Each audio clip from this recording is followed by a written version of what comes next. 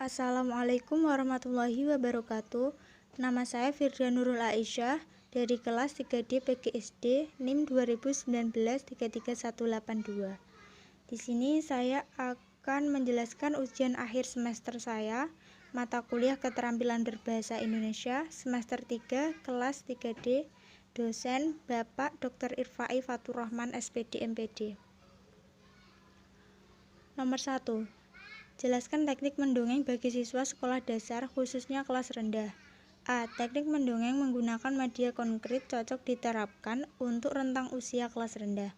Teknik mendongeng menggunakan media konkret meliputi boneka tangan, wayang bergambar, menggambar di papan tulis, diorama, boneka bergambar 2 dimensi, papan bergambar, flipchart bergambar, dan gambar timbul styrofoam. B. Teknik mendongeng menggunakan media lisan melalui retorika mendongeng cocok diterapkan untuk semua rentang usia sekolah dasar. Sumber Arum Ratnaningsih, Titi Anjarini, Seminar Nasional Pendidikan Dasar 11/2019. Nomor 2. Bagaimana langkah menerapkan keterampilan produktif dan keterampilan reseptif pada siswa kelas rendah? Keterampilan produktif adalah keterampilan berbahasa yang terdiri dari keterampilan berbicara dan keterampilan menulis. 1. Keterampilan menulis. Langkah menerapkannya di kelas rendah yaitu, misalnya di kelas 1, dengan mengajari siswa untuk belajar menulis huruf abjad yaitu A, B, C, dan seterusnya. Siswa disuruh untuk menuliskan huruf abjad di buku atau di papan tulis, dan siswa bisa menulis huruf yang diucapkan oleh guru. 2. Keterampilan berbicara. Langkah menerapkannya di kelas rendah yaitu, misalnya pada awal pertama masuk kelas, siswa bisa memperkenalkan namanya sendiri-sendiri secara bergantian. Kemudian bisa juga siswa disuruh menuliskan cerita pendek. Kemudian keterampilan reseptif adalah keterampilan berbahasa yang terdiri dari keterampilan menyimak dan keterampilan membaca. 1. Keterampilan menyimak. Langkah menerapkannya di kelas rendah yaitu, dengan guru bisa bercerita, kemudian siswa mendengarkan, dan guru bisa menjelaskan materi, kemudian siswa diminta mendengarkan. Misalnya, saat guru menjelaskan materi bahasa Indonesia, siswa harus mendengarkan dan memahami materi yang dijelaskan. Kemudian keterampilan membaca. Langkah menerapkannya di kelas rendah yaitu, misalnya pada kelas 1, siswa disuruh belajar membaca sebuah kata dengan mengeja. Kalau sudah bisa, kemudian siswa akan belajar membaca sebuah kalimat. Selanjutnya nomor 3. Bagaimana langkah Anda mengajarkan kepada siswa wacana deskriptif, persuasif, naratif, dan argumentatif pada siswa kelas tinggi? Cara mengajarkan pada siswa kelas tinggi. Yang pertama, wacana deskriptif. Wacana deskriptif adalah wacana yang menggambarkan suatu sesuai dengan keadaan sebenarnya, sehingga pembaca dapat melihat, mendengar, mencium, dan merasakan apa yang dipahaminya itu sesuai dengan pikiran penulisnya. Tahapan menulis karangan deskripsi yaitu 1. Menentukan objek pengamatan, 2. Menentukan tujuan, 3. Mengadakan pengamatan dan mengumpulkan bahan, 4. Menyusun kerangka karangan. Yang kelima, mengembangkan kerangka menjadi karangan. 2. Persuasif. Wacana persuasif adalah wacana yang disusun penulis dengan tujuan akhir agar pembaca mau melakukan sesuai dengan apa yang dikehendaki penulis dalam wacana tersebut. Tahapan menulis karangan persuasif yaitu 1. Menentukan tema atau topik karangan, 2. Menentukan tujuan yang mendasari peristiwa atau masalah yang diceritakan, 3. Mengumpulkan data yang mendukung keseluruhan cerita, 4. Membuat kerangka karangan, 5. Mengembangkan kerangka karangan menjadi karangan yang menarik. Naratif.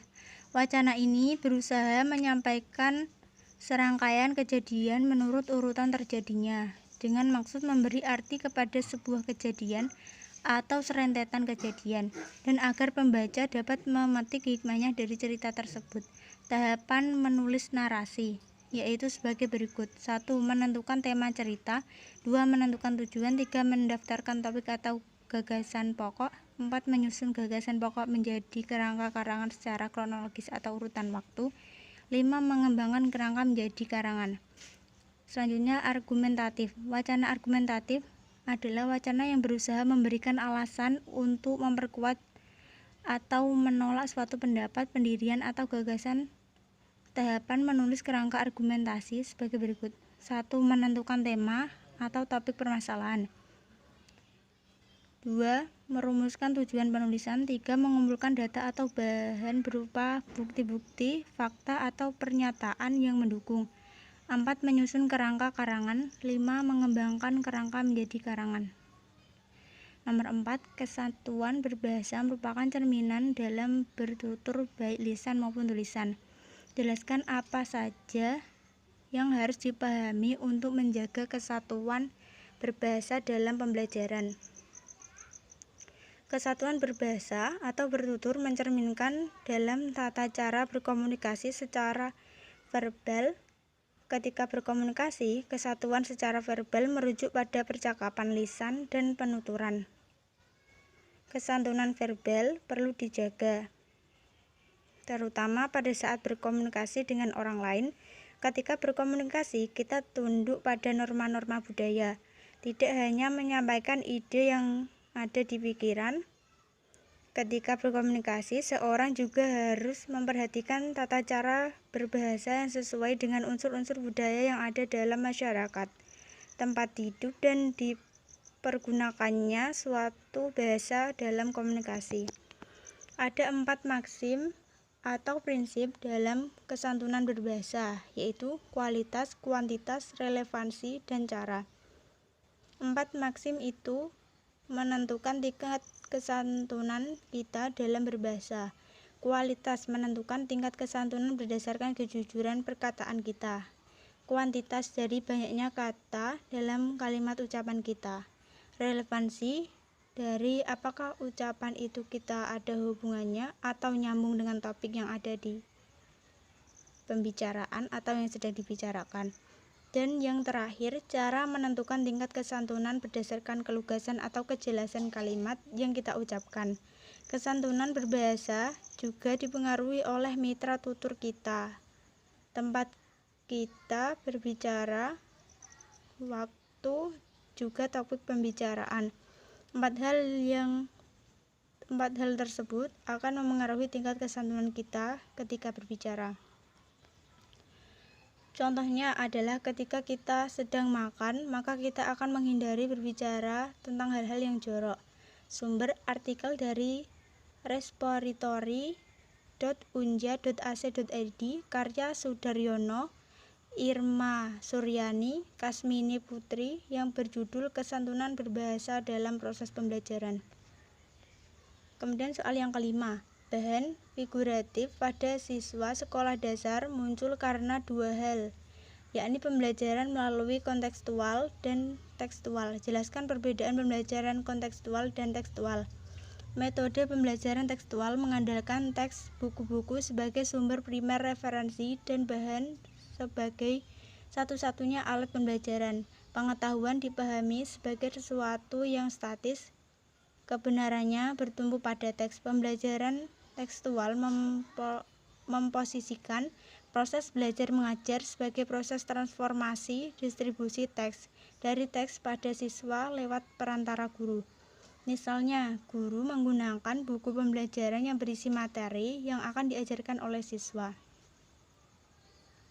Kemudian, berbeda dengan metode pembelajaran kontekstual. Metode ini melibatkan pengalaman praktis sebagai sarana memahami dan menemukan ilmu. Teks hanya referensi yang harus didialogkan dengan pengalaman praktis. Pengalaman praktis dapat berupa pengalaman yang dialami secara langsung sehingga dengan melibatkan realitas persoalan praktis yang terjadi atau nyata. Misalnya, guru memberikan tugas siswa untuk menganalisis penyebab terjadinya banjir yang ada di desa siswa. Nomor 6. Sebutkan dan jelaskan pemanfaatan media tradisional dan media berbasis teknologi dalam keterampilan menyimak bagi siswa kelas tinggi. Media tradisional. Media pembelajaran tradisional yang dapat digunakan adalah media panggung boneka. Panggung boneka yakni suatu tempat yang digunakan untuk menentaskan atau menampilkan suatu cerita dengan tokoh-tokoh boneka yang memerankannya. Dan yang kedua adalah media wayang kertas. Media wayang memiliki fungsi yang tepat apabila digunakan dalam kegiatan menyimak cerita. Karena wayang kertas ini dapat menghadirkan peserta didik kepada konsep abstrak seperti memahami sebuah cerita. Wayang kertas dapat memberikan pengalaman yang langsung pada peserta didik dan melibatkan panca indera. Peserta didik dalam kegiatan bercerita melibatkan panca indera melatih peserta didik untuk lebih peka dan membuat pembelajaran lebih terkesan di benak peserta didik. Media berbasis teknologi. Media pembelajaran aspek menyimak dalam pembelajaran menyimak. Media yang digunakan yaitu radio, tape recorder, dan televisi. Contoh, guru membacakan suatu cerita dari sebuah wacana. Siswa mendengarkan dan dapat bercerita kembali cerita tersebut dengan bahasa sendiri. Siswa menceritakan pengalaman saat libur, yang lain mendengarkan radio. Siswa diberi tugas mendengarkan berita, drama, dan radio. Dengan tape recorder, guru dapat mendengarkan rekaman puisi, drama, pidato, dan lain-lain yang berkaitan dengan materi yang diajarkan. Dengan media TV, guru juga dapat menugaskan siswa untuk menyimak wawancara, dialog, ataupun berita, kemudian mempresentasikan hasil simaknya di depan kelas. Sumber: jurnal dari Novia Winda, STKIP, PGRI Banjarmasin. Sumber kedua: Mintikawati Sari Fatollah 1, Usada 2, M. Ismail Sriyanto, PGSD FKIP Universitas 11 Maret, Jalan Slamet Riyadi 449 Surakarta. Nomor 7. Jelaskan teknik membaca puisi untuk membedakan tekanan, intonasi, lafal, jeda yang sesuai dengan suasana serta pesan yang ada dalam puisi. A. Tekanan. Tekanan atau nada adalah keras lunaknya pengucapan suatu kata. Tekanan berfungsi untuk memberi nada khusus pada kata-kata tertentu. B. Intonasi. Intonasi adalah naik turunnya lagu kalimat. Perbedaan intonasi dapat menghasilkan jenis kalimat yang berbeda, yakni kalimat bertanya, kalimat berita, kalimat perintah, atau kalimat seru. Penggunaan intonasi dalam puisi sangat sering atau sangat penting agar pembacanya itu tidak monoton sehingga pendengar pun lebih tertarik. C. Lafal-lafal adalah cara seseorang atau sekelompok orang dalam suatu masyarakat bahasa dalam mengucapkan bunyi-bunyi bahasa, antara lain A, C, F, H, U. D. Jeda. Jeda adalah hentian arus ujaran dalam pembacaan puisi yang ditentukan oleh peralihan lirik. Jeda berpengaruh pada jelas tidaknya maksud suatu kata atau lirik. Sumber menurut referensi repot.stkip /PGRI /sumbar.ac.id. Nomor 8. Jelaskan langkah penggunaan model bermain peran dalam meningkatkan keterampilan berbicara materi bermain drama sederhana pada siswa sekolah dasar. Jelaskan berdasarkan langkah-langkah model bermain peran dan aplikasinya. Pelaksanaan model bermain peran agar berhasil dengan baik menurut Soeharto 1997.282, yaitu A. Guru harus menerangkan dan memperkenalkan kepada siswa tentang teknik pelaksanaan metode bermain peran. B. Guru menunjuk beberapa siswa yang akan bermain peran di mana akan bermain perannya, sementara siswa yang lainnya menjadi penonton dengan tugas-tugas tertentu pula. C. Guru memilih masalah yang urgen sehingga menarik siswa. D. Guru harus menceritakan peristiwa yang akan diperankan sambil mengatur adegan yang pertama agar siswa memahami peristiwanya. E. Guru memberikan penjelasan kepada pemeran dengan sebaik-baiknya agar mengetahui tugas peranannya, menguasai masalah, dan pandai berekspresi maupun berdialog. F. Siswa tidak bermain peran menjadi penonton yang aktif sehingga pendengar dan melihat. Siswa harus memberikan saran dan kritik kepada siswa yang telah bermain peran. G. Bila siswa belum terbiasa, perlu dibantu guru dalam menimbulkan kalimat pertama dalam dialog. Setelah bermain peran mencapai situasi klimaks, maka harus diberhentikan agar kemungkinan pemecahan masalah dapat didiskusikan secara umum. Sebagai tindak lanjut dari hasil diskusi, dilakukan tanya jawab, diskusi, atau membuat karangan yang berbentuk sandiwara. Nomor yang terakhir yaitu 9, jelaskan kesulitan atau kendala yang dialami guru dalam melakukan pembelajaran keterampilan berbahasa Indonesia di sekolah dasar dari temuan artikel jurnal nasional dan jurnal internasional. Problematika dan strategi dalam pembelajaran bahasa Indonesia di kelas rendah dasar oleh Masda Satria Kurniawan, Okta Wijaya, Santi Hawanti. Terkait dengan konsentrasi yang rendah, problematika ini juga dialami oleh guru kelas 3 yang menjelaskan bahwa peserta didik dalam menerima informasi dari guru masih kurang. Keterampilan berbicara kelas 1 dan 2 biasanya menjadi kendala karena anak atau peserta didik masih kurang dalam penguasaan kosakata sehingga siswa sulit untuk berkomunikasi dengan bahasa Indonesia. Peserta didik kelas rendah malu-malu apabila diajak berbicara di depan kelas, itu karena peserta didik kelas rendah masih suka bermain. Berdasarkan penelitian, peserta didik kelas rendah masih ada yang belum bisa menulis dan mengenal huruf. Peserta didik kelas rendah juga masih belum bisa menulis dengan baik. Ada yang tertinggal, ada yang belum bisa membedakan huruf. Sumber problematika dan sumber dalam pembelajaran bahasa Indonesia di kelas rendah sedasar oleh Masda Satria Kurniawan, Okta Wijaya, Santi Hawani. Terima kasih. Sekian dari penjelasan ujian akhir semester saya. Apabila ada salah kata, saya mohon maaf. Wassalamualaikum warahmatullahi wabarakatuh.